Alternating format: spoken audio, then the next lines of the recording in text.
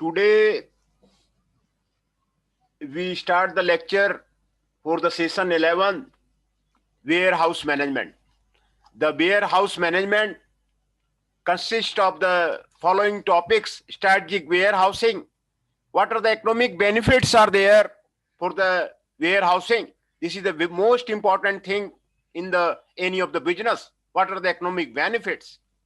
Assortment, mixing, production support, market presence, warehouse operations, goods receipt, supplier payment, record keeping, issue of materials, ownership arrangements, owner operated warehouses, private warehouses, public warehousing, warehouses decision criteria, handling technology, storage plan, warehouse management system, material handling, summary, keywords, review questions, and the further readings are given here.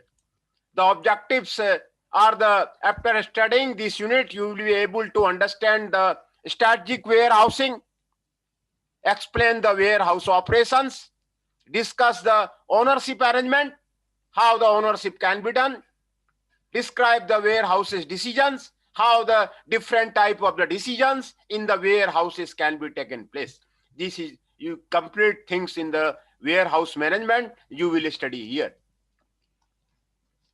Manufacturers were able to recognize the fact that the customer needs need to be fulfilled as soon as he is asking for the product in order to retain him. This perspective of the storage created a tendency to customer warehouses, a necessary evil that added the cost to the distribution process and that resulted in the creation of the operating expenses with little appreciation of the broader logistical spectrum in which the warehousing played a vital role. Warehousing capability used to group products into the assortment desired by the customers was given little emphasis. Internal control and the maximum inventory turnover received little managerial attention. Literature of the early era correctly described the situation. Firms seeking to operate effectively between the points of the procurement, manufacturing, and consumption give little attention to the internal warehouses operation.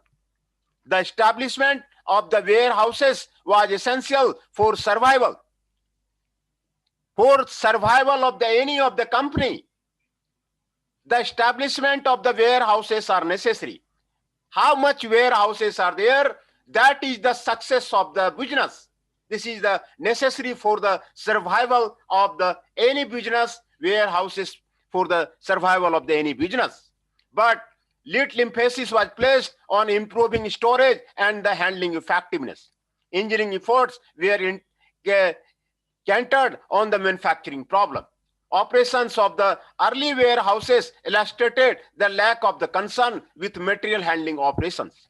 The typical warehouse received merchandise by the rail car or the truck. The items were moved manually to a storage area within the warehouse and hand piled in the stacks on the floor. When the different products were stored in the same warehouse, merchandise was continually lost. Stock rotation was handled poorly. When customer orders were received, products were handpicked for placement on wagons. The wagons or carts were then pushed to the shipping area where the merchandise has reassembled and hand located onto delivery trucks. Because labor was relatively inexpensive, human resources used freely. Little consideration was given to the efficiency of the space utilization, how the space will be utilized in the warehouses. Work methods, what are the different work methods in the warehouses? Or the material handling, what are the various material handling equipments? What are the various material handling methods? These are little consideration are given in case of the warehouses. Despite their shortcomings, these were early warehouses provided the necessary bridge between the production and the marketing. Strategic warehousing. Benefits realized from the strategic warehousing are classified on the basis of the economics and the service. From a conceptual perspective, no warehouses should be included in a logistic system unless it is fully justified on the cost-benefit basis. While there is some overlap, the major warehouse benefits are reviewed individually. Economic benefits. This is the main benefits which every company wants. What are the economic benefits of the doing of the anything? If I want to expend some of the money, then what will be the return from the money? Every person, every company looking for the economic benefits. Here the economic benefits of the warehouses are given there. Economic benefits of the warehousing materializes when overall logistical costs are directly reduced by utilizing one or more facility. It is not difficult to quantify the return on investment of an economic benefit because it is reflected in a direct cost-to-cost trade-off. For example, if adding a warehouse to a logistics system will reduce the overall transportation cost by a greater amount than the fixed and variable cost of the warehouse, then total cost will be reduced. Whenever total cost reduction are attainable, the warehouse is economically justified. Four basic economic benefits are consolidation, break bulk, cross dock, and the processing postponement and the stockpiling. These are the economic benefits of the warehouses.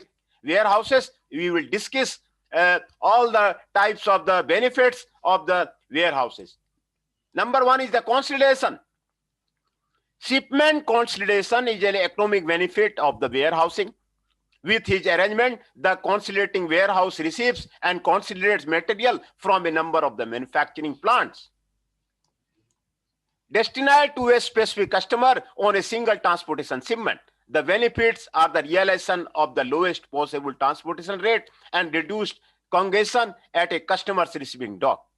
The warehouses allow both the inbound movement from the manufacturer to the warehouse and the outbound movement from the warehouse to the customer to be consolidated into the larger shipment. In order to provide effective consolidation, each manufacturing plant must use the warehouse as a forward stock location or as a sorting and assembly facility. The primary benefit of consolidation is that it combines the logistical flow of the several small shipments to a specific market area. Consolidation watching warehouses may be used as a single firm, or a number of firms may join together and use a for hire consolidation service. Through the use of such program, each individual manufacturer or shipper can enjoy lower total distribution cost than could be realized on a direct shipment basis individual. Another one is the break bulk and the cross dock. In the figure, break bulk flow has been shown from the plant A to the break bulk warehouse, then the customer A, then the customer B, then the customer C. The complete explanation of the break bulk flow is given here. To the customer A, customer B, and the customer C, here is the plant and here is the warehouses. Break bulk and the cross-dock warehouse operations are similar to the consolidation except that no storage is performed. A break bulk operation receives combined customer orders from the manufacturer and ships them to individual customers. Figure 9.1 states the break bulk flow. The break bulk warehouses or terminal sorts or the splits individual orders and arranges for the local delivery. Because the long distance transportation movement is a large shipment, transportation costs are lower and there is less difficulty in the tracking. A cross-dock facility is similar except that it involves multiple manufacturers. Retail chain make extensive use of the cross-dock operation to replace the fast-moving store inventory. E.g., the full trailer loads of the product arrive from the multiple manufacturers. As the product is received, customer either sorts if it is labeled or allocated to the customer. If it has not been labeled, the product is then literally moved across the dock to be loaded into the trailer destined for the appropriate customer. The trailer is released for transport to the retail store once it has been filled with the mixed product from the multiple manufacturers. The economic benefits of the cross-docking include all trailer movement from the manufacturer to the warehouse and from the warehouse to retailers.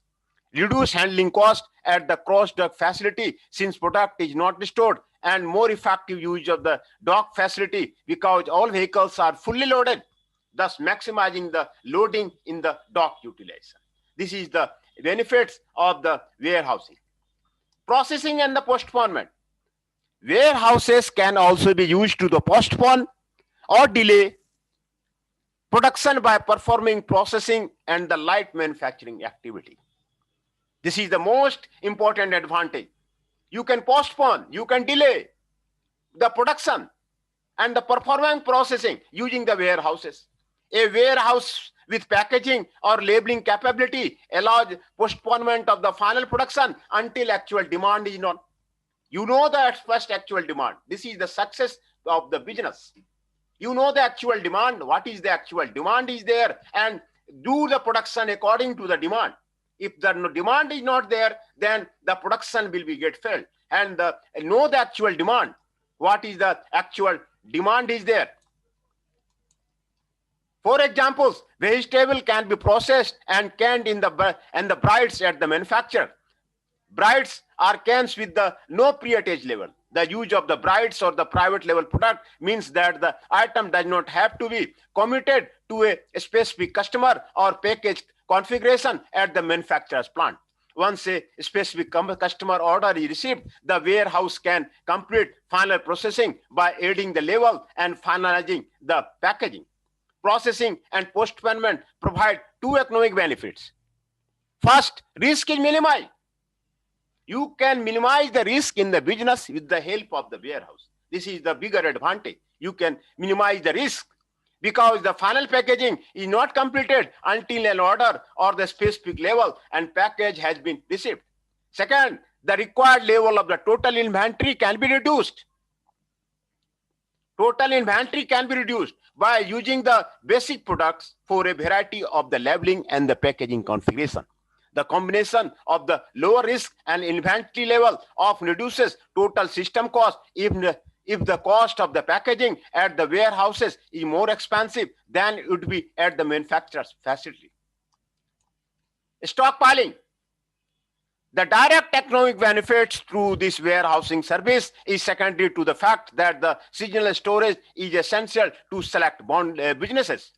Example, lawn furniture and toys are produced year-round and primarily sold during a very short marketing period. In contrast, agricultural products are harvested at a specific time with subsequent consumption occurring throughout the year. Both situations require warehouse stockpiling to support the marketing efforts. Stockpiling provides an inventory buffer which allows production efficiency within the constraint imposed by the material sources and the customers. Service benefits. What are the service benefits are there? Service benefits gained through the warehouses in a logistical system may or may not reduce the cost. When a warehouse is primarily justified on the basis of the service, the supporting rationale is an improvement in time and place capability of the overall logistical system. Example, placing a warehouse in a logistical system to serve a specific market segment and may increase the cost, but might also increase the market share. You may increase the market share with the help of the warehouses. Revenue, you can gain the revenue. You can gain the gross margin. At a conceptual level, a service justified warehouses would be added if the net effect was profit justified. And at an operational level, the problem is how to measure the direct revenue impact. 5 basic service benefits are achieved through the warehousing. That is the spot stock, assortment, mixing, product support, and the market presence. Then the spot stock. Stock spotting is most often used in the physical distribution. In particular, manufacturers with the limited or highly seasonal product lines are partial to this service rather than the placing inventory in the warehouse facility on a year-round basis or shipping directly from the manufacturing plants. Delivery time can be substantially reduced by advanced inventory commitment to the strategic markets. Under this concept, a selected amount of the firm's product line is placed or stocked in a warehouse to fill customer orders during a critical marketing period. Utilizing warehouse facility for the stock spotting allows inventory to be placed in a variety of the markets adjacent to the key customer just prior to a maximum period of the seasonal sales. Suppliers of the agricultural products to farmers often use spot stocking to position their products closer to a service-sensitive market during the growing season. Following the sales season, the remaining inventory is withdrawn to a central warehouse. Assortment. An assortment warehouse is one which may be utilized by a manufacturer, wholesaler, or the retailer stock product combination in the anticipation of the customer order. The assortment may be represent multiple products from the different manufacturers or the special assortment specified by the customer. In the first case, for example, an athletic wholesaler would stock products from a number of the clothing supplier so that customer can be offered assortment. In second case, the wholesaler would create a specific team uniform, including shirt, pants, and the shoes. The differential between the stock spotting and the complete line assortment is the degree and duration of the warehouse utilization. A firm following a stock spotting strategy would typically warehouse a narrow product assortment and place stocks in a larger number of the small warehouses dedicated to the specific markets for a limited time period. The distribution assortment warehouse usually has a broad product line, is limited to a few strategic locations, and is a functional year-round. Notes: assortment warehouses improve service by reducing the number of suppliers that a customer must deal with. The combined assortment also allows greater shipment quantity, which in turn reduce transportation cost. The reduction in the transportation cost, which the every plant wants. This will be helped by the case of the warehouses. Mixing. Warehouse mixing is similar to the break bulk processes, except that the several different manufactured shipment may be involved. When plants are geographically separated, overall transportation charge and the warehouse requirement can be reduced by in-transit mixing. In a typical mixing situation, car loads or the truckloads of the products are shipped from the manufacturing plant to the warehouses. Each large shipment enjoys the lowest possible transportation rate. Upon arrival at the mixing warehouses, factory shipment are unloaded and the desired combination of each product for each customer or market is selected. The economies in the transit mixing have been traditionally supported by the special transportation tariffs that are variation in transit privilege. Under the mixing warehouse concept, inbound products may not be combined with the products regularly stored in the warehouse. Warehouses that provide in the transit mixing have the net effect of the reducing overall product storage in a logistical system. Mixing is classified as a service benefit. It is classified as a service benefit because inventory is sorted to precise the customer satisfaction. It is a service benefit. Mixing is the service benefit. And the production support. The economics of the manufacturing may justify relatively long production run of the specific component. Production support warehousing provides a steady supply of the components and material to assembly plant. Safety stocks on items purchased from the outside vendors may be justified because of the long lead times or significant variation in the usage. In these, as well as a variety of the other situations, the most economical total cost solution may be the operation of a production support warehouse to supply or feed processed material, components, and the sub-assembly into the assembly plant in an economy and the timely manner. Market presence. While a market presence benefit may not be as obvious as other service benefit, it is often cited by the marketing managers as a major advantage of the local warehouses. The market presence factor is based on the perception or belief that the local warehouses and presumably local inventory can be more responsive to the customer needs. Knowing the customer need is essential. Customer is the king. and offer quicker delivery than more distant warehouses. As a result, it is also thought that a local warehouse will enhance market share and potentially increase profitability. While the market presence factor is frequently discussed strategy, solid research exists to confirm its actual benefit impact. Here, the case study of the Nestle is given here. We will discuss the case study in the detail in the next class. Warehouse operation. Stores range from the ordinary ones with shelves and bins to cold or dehumidified storage, whose silos for the storage of the food grains, or the bonded stores or for keeping goods on which the customs and excise duty have not been paid.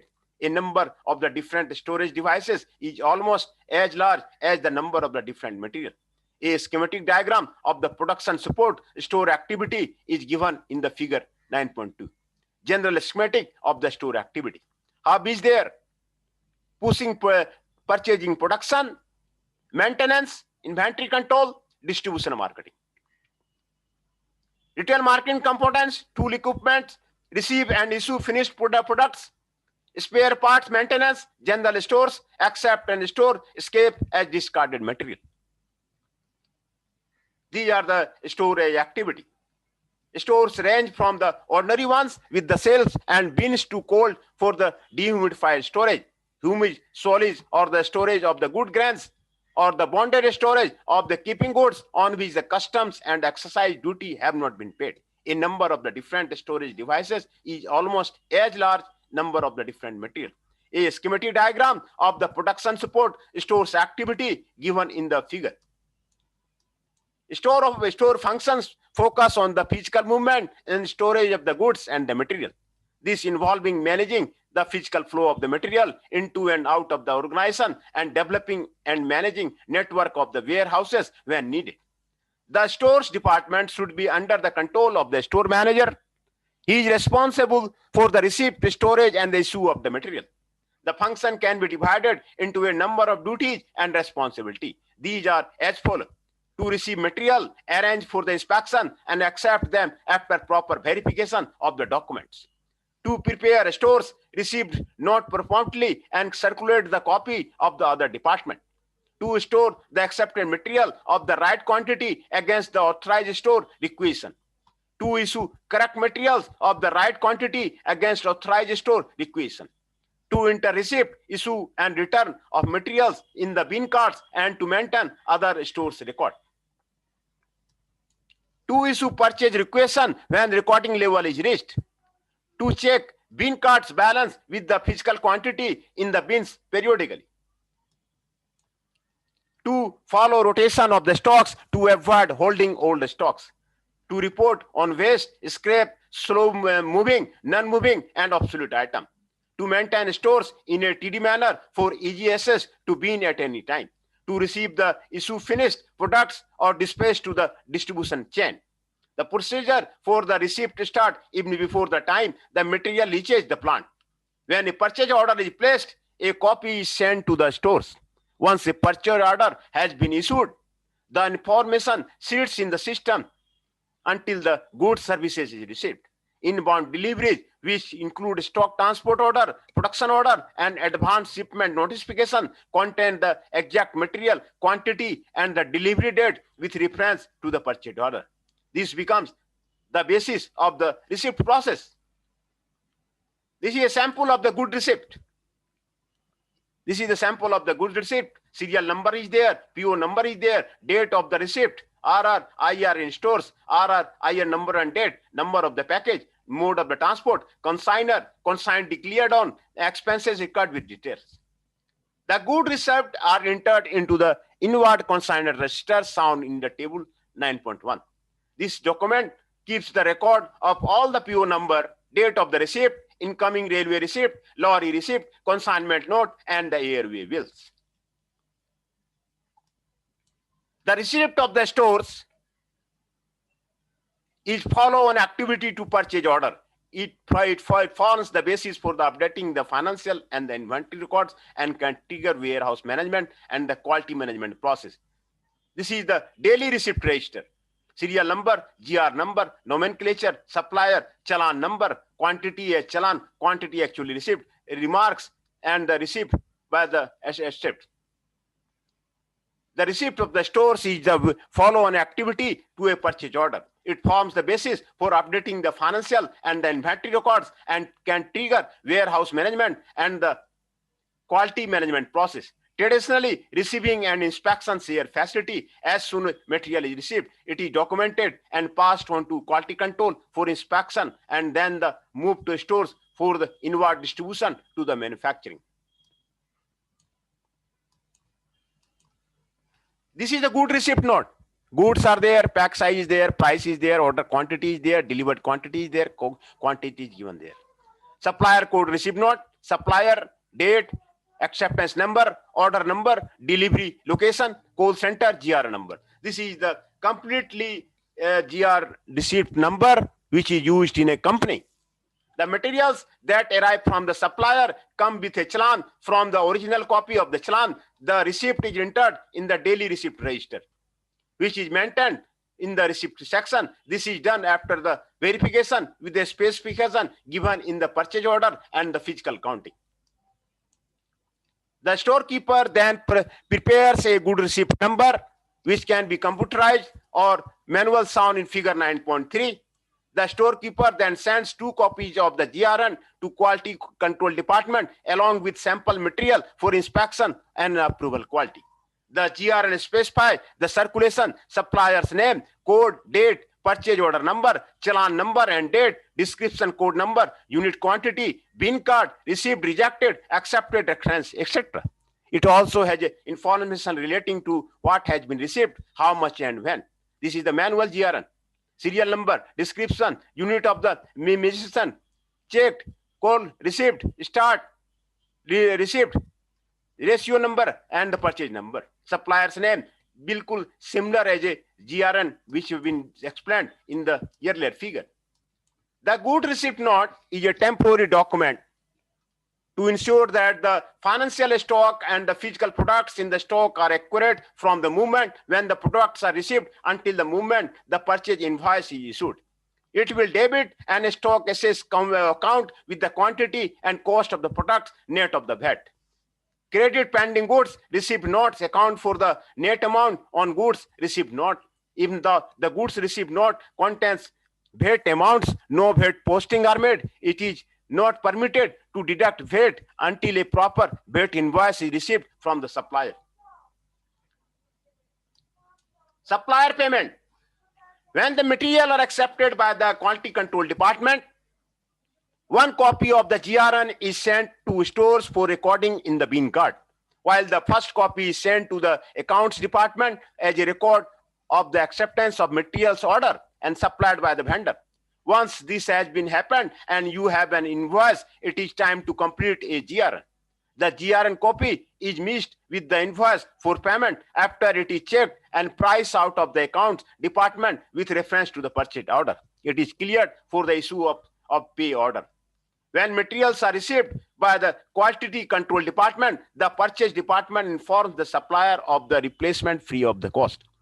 The storekeeper shall keep the rejected material separately for return to the supplier.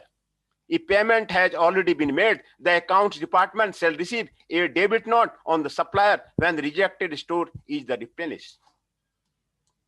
Record keeping.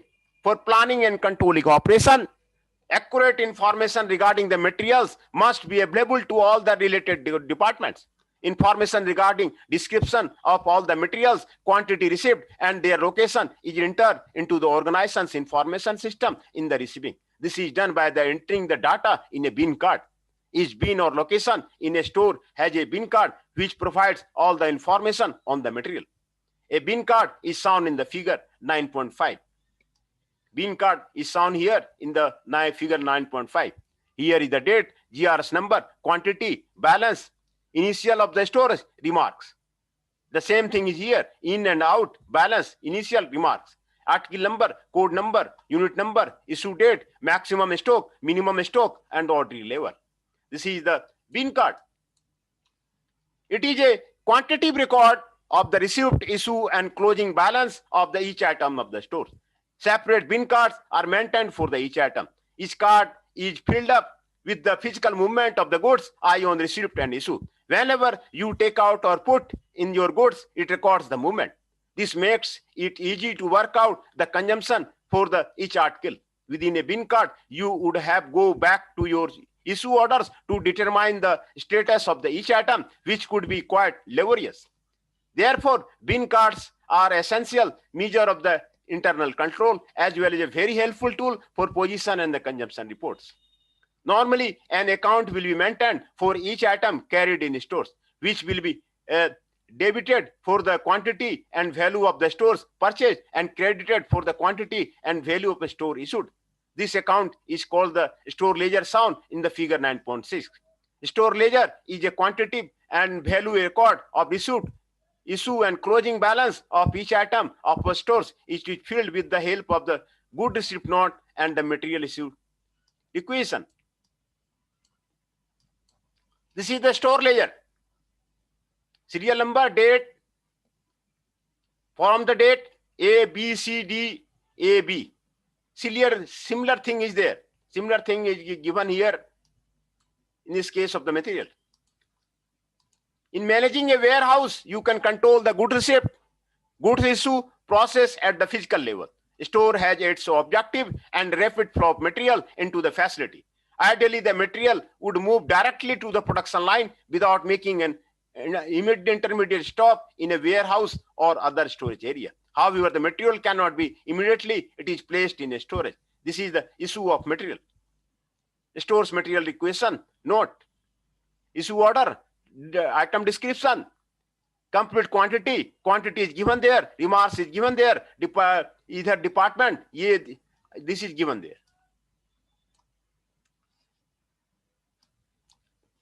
Issue of materials from storage is controlled through the material requisition note and material transfer note as shown in the figure 9.7 and the 9.8.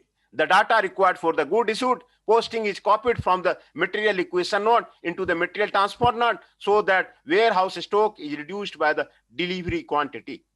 Value changes are posted to the balance sheet account in inventory accounting.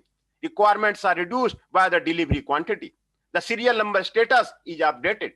The goods issue posting is automatically recorded in the document flow. Stock determination is executed for the vendor's consignment stock. A work list for the proof of the delivery is generated. Material requisition note and the stake material transfer note. Code item number, description, quality, rate, unit price, unit amount, stores, cost office is there. This is here the authorized signature which is given here. After goods issue is posted for an outbound delivery, the delivery might be shipped to the customer directly from the fulfilling location. More than the hour on delivery or consideration may be occur at a location before one complete shipment is transported to the end customer. This is the packing slip. Serial number, nomenclature, quantity, value of material, name and address, date is given there, and the signature of the store purchase manager that is to be there. When the materials are dispatched for an outbound delivery, a packing slip is prepared, which is added to the other documents on dispatch. Its purpose is to identify the items packed at the receiver's end. In case of any discrepancy, it facilitates the consignee to check the contents and inform the consignor if there are any discrepancy. Summary of the store's procedure for the receipt and issue. This is the purchase order, good receipt, capture and the post excise invoice, quality inspection stock, unregistered stock, good issue. Accepted inspection load is there, use case decision is there, and the block stock is there. Figure 9.1 summarizes the procedure for the receipt and issues in stores. It provides a flow chart for time the purchase order issued to the time that goods are issued. In brief, the basic requirement of documentation related to the receipt and issue in a store should be followed. Receipt of the store has to be put in place, adequate physical safeguards in the goods receipt procedure, properly documented, and account for each goods receipt voucher. Establish policy and procedure for handling exceptional matter of the good receipt, and establish written procedure for lodging claims for the supply and delivery problems. Issue of stores has to properly document and account for all delivery vouchers, issue stored items on a consignment basis, and properly controls the issue of the goods. Check the voucher authorized against a record of the specimen authorized signature. The ultimate requirement of the store document is to ensure the goods are the receipt, checked, stored, delivered, and returned in a consignment manner. Here the ownership arrangement. How the ownership arrangement can be done in the warehouses. It is not necessary for the firm to own and operate its warehouse requirement. The different options include owner-operated, private-operated, and the public warehouses. An owner-operated warehouse is owned and managed by the same enterprise that owns the merchandise, handle, and store at the facility. A private warehouse facility is warehousing on a contractual basis by the third-party logistics provider who provide unique and specially tailored warehousing and the logistics service client. Third-party logistics are now in the world is moving too much faster. Third-party logistics. And the public warehouses in India is a warehouse operated by the Central Warehousing Corporation of India or State Warehousing Corporation. These definitions are often confusing, especially as terminology of the private and public in many US learned papers differed. Therefore, this clarity is important. Owner-operated warehouses. A owner-operated warehouses is operated by the firm owning the product. The actual facility, however, may be owned or the leased. The decision to own or lease the facility is essential, a financial decision. The major benefits of the owner-operated warehousing are that there is better control and flexibility. Control especially facilitates the ability to integrate warehouse operation with the rest of the firm's internal logistic processes. Where there is need for the flexibility, owner-operated facility provide the freedom to adjust operating policy and procedure to meet the unique requirement of the firm. In many cases, owner-operated warehouses could be less costly than private warehousing because the profit markup is eliminated. This benefit may be misleading since private warehouses often are more efficient as they utilize their resources more effectively. There could also be a number of the other intangible benefits, particularly with respect to market presence. A private warehouse with a firm's name on it may produce customer perception of the responsiveness and stability. This perception can provide a marketing advantage over other enterprises. Private warehouses. Private warehouses charge clients a basic fee for handling and storage. The handling charge is based on the number of the cases or weight handled. For storage, the charge is assessed on the number of cases or weight in storage during the month. When economies of scale are not possible in a private facility, public warehousing is a low-cost alternative. A classification of the private warehouses on the basis of the range of the specified operations performed is as follows. General merchandise, refrigerated, special commodity, bonded warehouse. Each warehouse type differs in the material handling and storage technology as a result of the product and environmental characteristics. General merchandise warehouse. This is a warehouse that is used to store goods that are readily handled and packed and don't require a controlled environment such as paper, small appliances, and the household supply. Traditional general warehousing company receive and ship goods on behalf of their customers, serving as middlemen in the transportation process and a vital part of the logistic business. The carrier is chosen either by the customer or by the warehouse operator, who then act as a customer agent. The increased reliance on the warehouse operator for services other than the storage prompted some warehouses to diversify into the different transportation areas, such as operating private tracking freights used for the distribution. Others become involved in combining small shipment of the freight from the various shippers into the truckload shipment. These types of the services were more typical of the freight forwarders or transport company than of the general warehouse operators. Such overlap in services resulted in the emergence of the third-party logistic industry with many warehouse operator developing from the temporary caretakers of the raw material and finished goods into the logistic experts. Just-in-time inventory management is being used by the more company than ever before. The successful execution of the JIT requires constant monitoring of the inventory level and flexibility on the part of the shipper. JIT generally requires more frequent but smaller shipments of goods and from the warehouses. Private and contract warehouses are often better equipped than in-house warehouse to execute time-based inventory management. A critical advantage of the private warehouse is their ability to create economics of scale in the distribution. This creates the economics of scale. With this volume, the warehouses often have more leverage than the small manufacturer with the supplier and the carrier and better meet JIT inventory requirement. General warehouses use EDI. EDI is the most important tool nowadays for handling any of the data. Hence, the general warehouses use EDI and other electronic devices such as barcoding and the radio frequency monitoring to enhance the productivity and efficiency of the warehouse operation and simplified inventory tracking. As customer expectations have become more and stringent, competition in the general warehouse industry has increased. More warehouses are investing in technology to remain contenders in the market. Private warehouses owned by the 3PL operators are extensively used in the logistics system. Almost any combination of service is offered by the such operator either for a short term or over a long duration.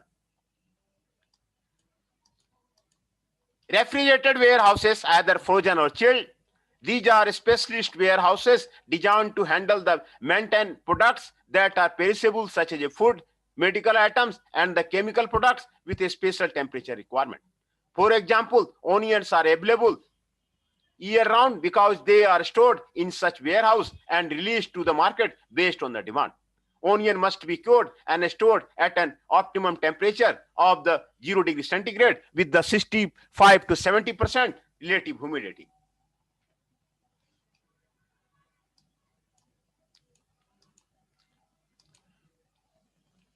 Beyond consistently meeting the high standard for the product quality and the safety, these warehouses must also possess the efficiency and reliability. Energy is a major contributor to the cost of the business, and the prospect of the power price hikes can heighten the pressure on the profit margin. There are also issues of the environmental regulations. Environmental regulations are important nowadays worldwide. The world looking for the environment. Equipment flexibility. Equipment flexibility is essential in running the business. Flexible as there will be the flexibility, as will be the more success and logistic management to deal with even a minor change in the customer's eating habit, such as the in-store takeout and half and silver products can create a ripple affecting the refrigerated food supply chain. Unfortunately, the nature of the refrigeration system makes it difficult to implement wholesale changes. The standard operating procedure and process hazard analysis need to undertaken regularly. Planning on a long-term basis and partnership with the equipment manufacturer is increasing in importance. Many such warehouses work with the professional service providers for the solution with regard to the preventive maintenance, a special lubrication system, and filtration consistent with the chemical water treatment.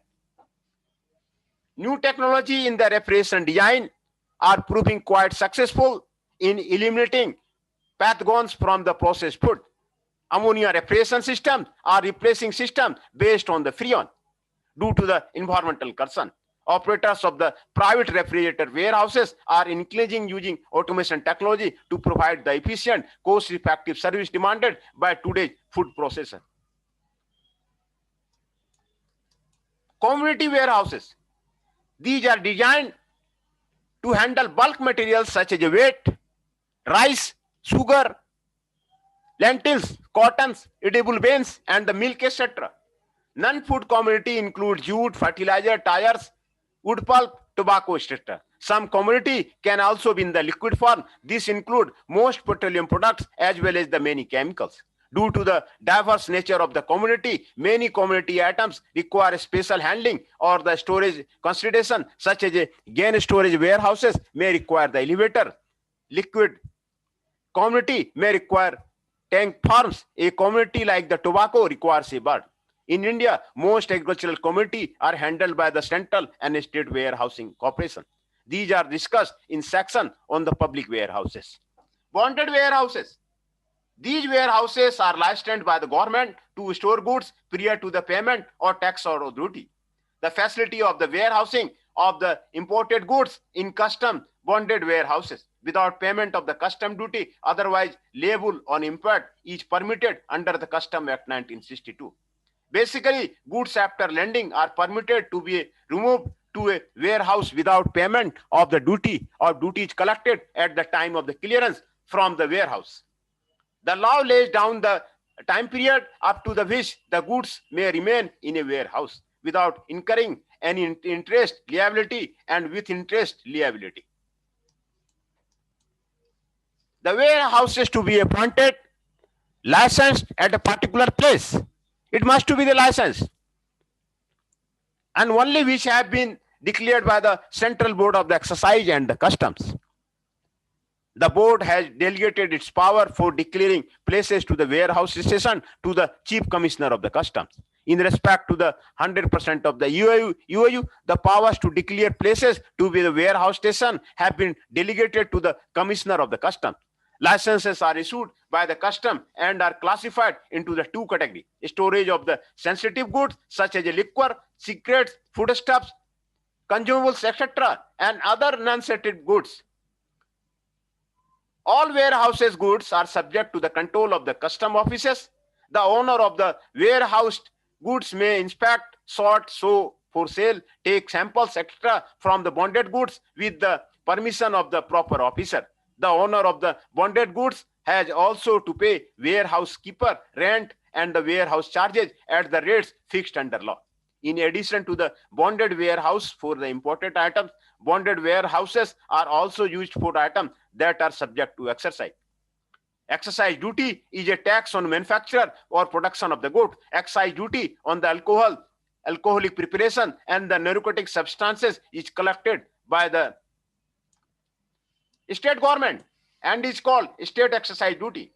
The excise duty on the rest of the good is called central excise duty. Manufacturers can have holding bonded warehouses for storing non-duty paid goods, while different procedures have been prescribed for the levy and collector of the central excise duty, keeping in view the needs of the different industry sector. Self-assessment procedure covers a major portion of the excise item. However, for a state excise, each state has its own procedure. Public warehousing. In India, public warehousing is there. The Central Warehousing Corporation, CWC, was set up in the 1957 under the Agricultural Produce Development and Warehousing Corporation Act 1956.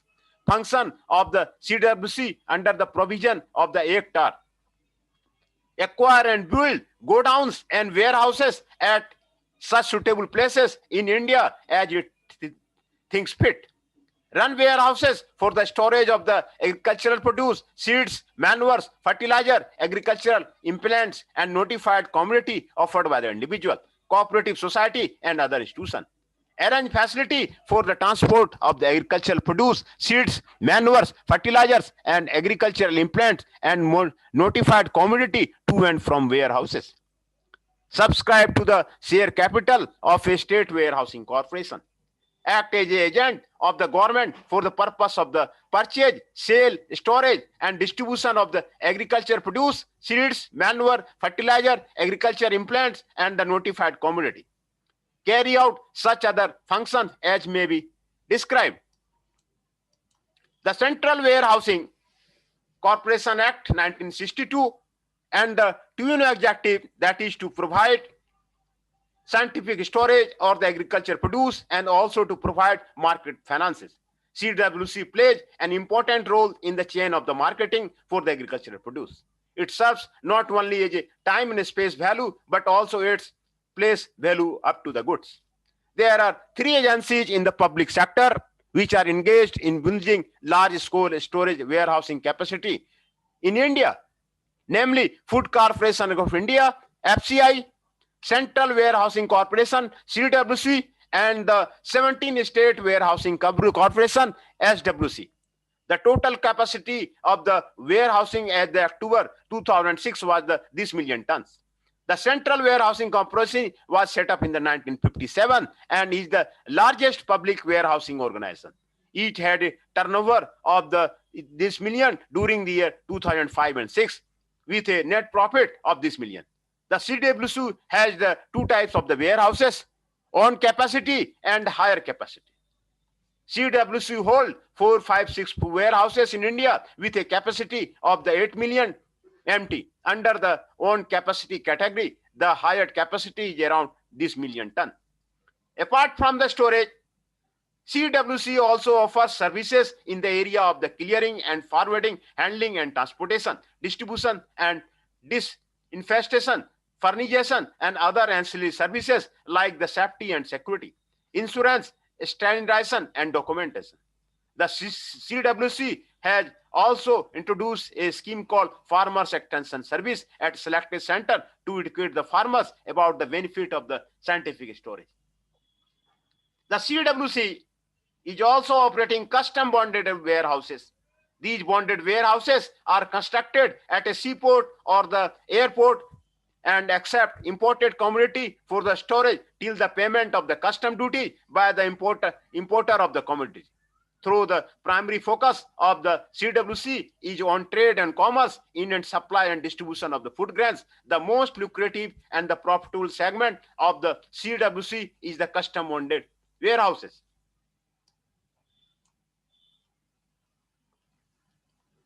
The Food Corporation of India is a public sector undertaking which is also in the warehousing. It has warehousing capacity of this million tons hired from the CWC and the state working warehouses. A large part of the remaining capacity comes from the private operators and the rural and the mandi godowns. In addition, 17 states also have the state warehousing corporation that supplement the capacity of the CWC. If any state provides 50% of the initial capital for state warehouses, CWC is obliged to invest the remaining 50% of the equity capital of the SWC. Through CWC may have no representation on the board. State Warehousing Corporation have the warehousing capacity of this million tons. These state warehouses are primarily for the storage of the agricultural produce, seeds, manures, fertilizer, etc. The Warehousing Corporation Amendment Bill 2001 is being introduced that facilitates the Central Warehousing Corporation to diversify and widen its activity further to strengthen the service sector. This also allows it to place the members on the boards of the SWC. Warehousing decision. What are the different warehousing decisions are there?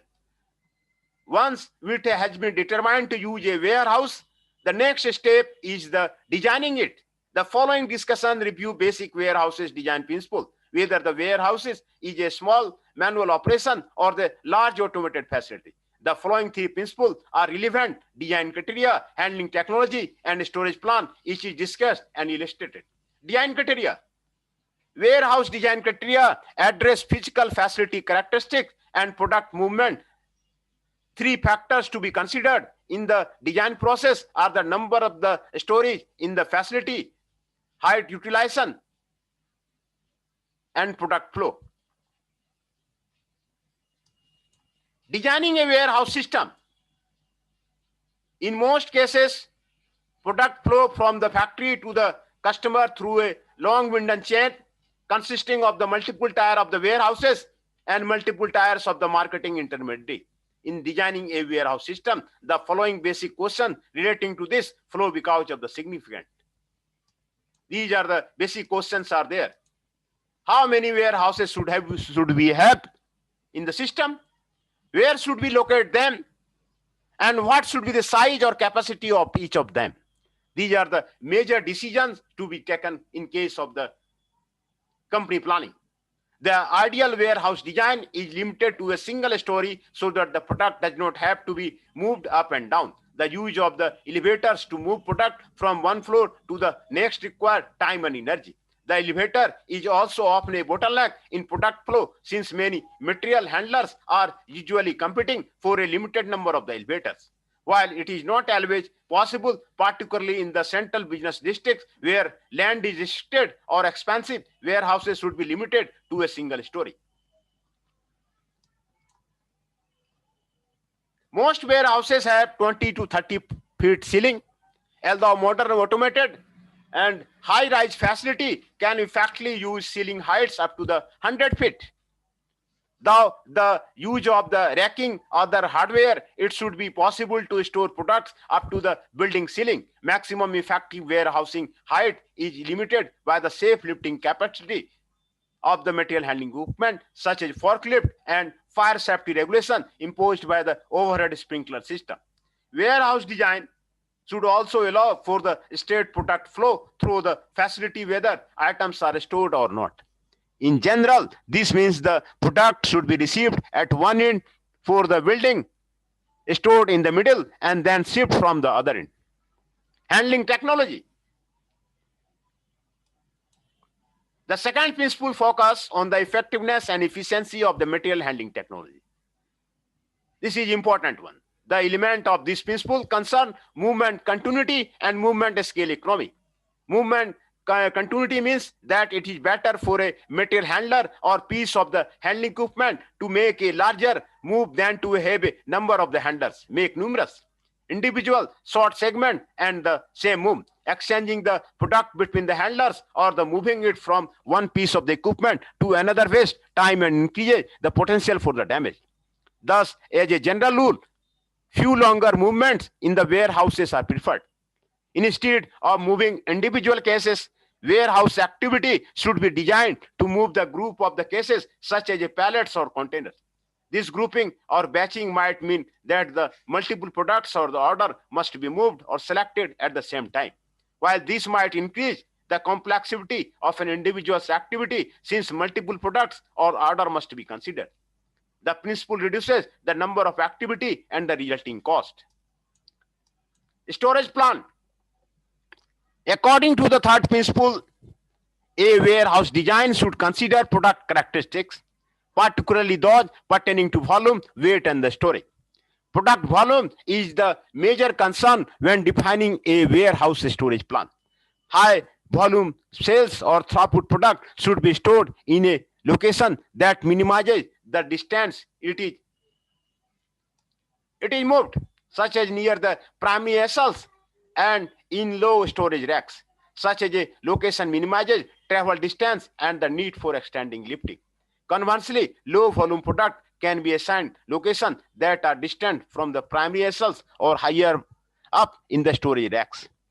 Similarly, the plan should include a specific strategy for products dependent on weight and the storage characteristics. Relatively heavy items should be assigned to location low to the ground to minimize the effort and risk of the heavy lifting. Bulky or low density products require extensive storage volume, so often open floor space or the high level racks can be used for them.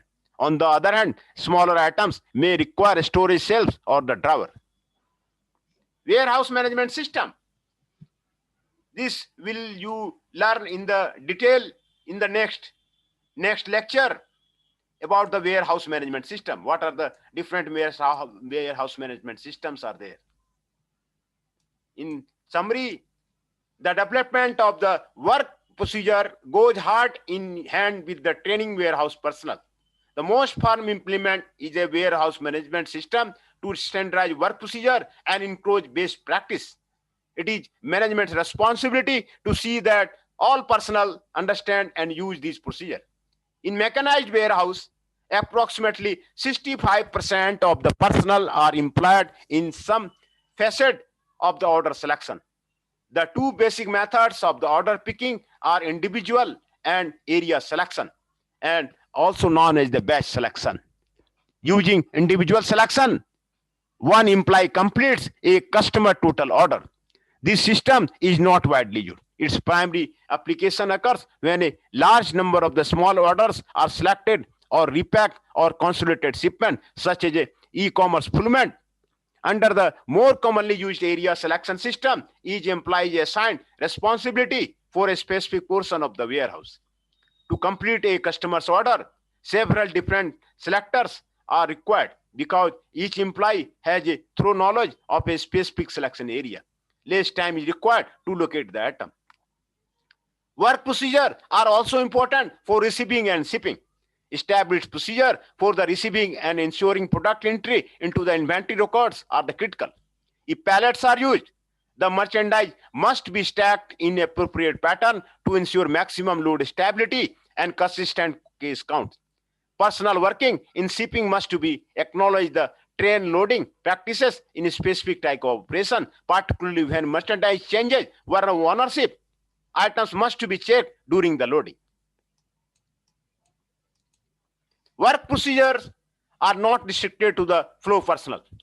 Procedure must to be established for administration and maintenance. Replacement of the warehouse inventory can cause operational problem if the problem orders procedure are lacking. Normally, there is limited interaction between the buyers and the warehouse personnel. Such communication is improving with integrated supply chain management organization. Buyers tend to purchase in quantity that afford the best price, and little attention is given to the pallet competitive quantity for the available warehouse space.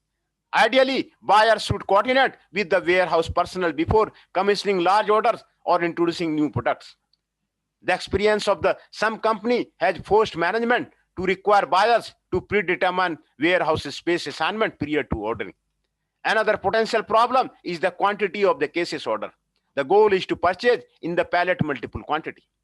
For example, if a product is ideally stacked on the pallets in a 50 case pattern, the buyer should order in multiples of the 50. If an order is placed for the 120 cases, upon arrival, the case will fill 2 pallets plus 20 on a third pallet.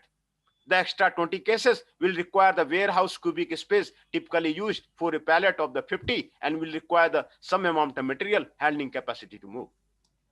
Material handling. Material handling is an important part of the managing material. How will the material be moved? Physically moving material requires equipment of the various kind depending on the type and the amount of the material to be moved. Handling technology has developed to such an extent that it has dramatically changed the tradition accept concept of a warehouse. Material handling equipment can be generally classified as a transport equipment, positioning equipment, unit load formation equipment. Transport equipment is used to material from the one location to the another. It includes cranes and the industrial trucks. Positioning equipment is used to handle material at a single location so that it is the correct position for the subsequent handling, machining, transport, or storage. It includes hoist and lifts. Unlike the transport equipment, positioning equipment is usually used in a single workplace. Unit load formation equipment is used to maintain integrity when handling a single load during the transport for the storage. It includes pallets, bags, and skids. Though the above classification is based on application, the material handling equipment industry classify on the basis of the equipment category into 4 different sectors, namely cranes and hoist, conveying equipments, which include specialist bulk handling equipment such as stakers and reclaimers, general equipment such as elevator and industrial track, forklift trucks. These are the material handling equipments are there, and here are the benefits are given. Here are the solution is given. Here is the challenge for this case is given. We will take the case study on a separate lecture, and this is the end of the chapter of the warehouse management.